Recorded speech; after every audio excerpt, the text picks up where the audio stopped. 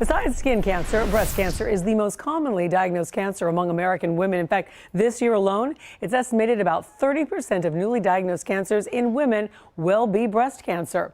In today's Mammogram Monday report, we're looking at how advances in research will help many of these women successfully beat that disease.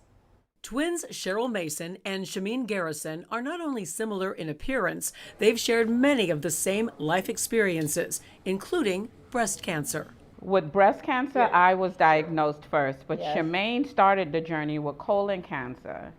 But Chimene's colon cancer was actually related to her breast cancer. Both she and her sister are HER2 positive, and their cancers are influenced by a newly discovered gene mutation. My research nurse was like, that's just weird that you and your twin both had cancer.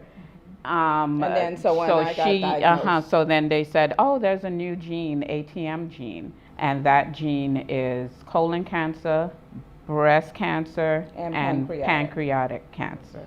The twins' dual diagnosis were separated by 6 years, Cheryl in 2012 and Chimene in 2018.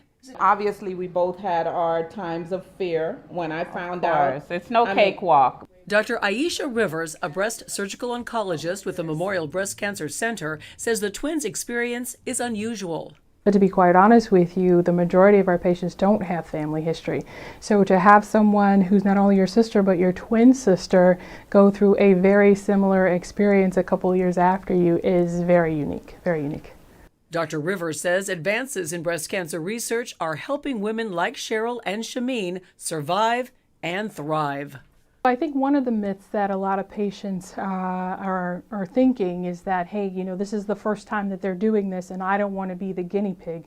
But before we offer a research trial to a patient, there's tons of layers and years of research behind the scenes that you don't see that tells us that, yes, this is safe to take it to the next step. It's safe to use it in the treatment setting. Cheryl was actually part of a clinical trial during her cancer treatment, which ultimately led to approval of a new treatment therapy that Chimene benefited from during her battle with breast cancer years later.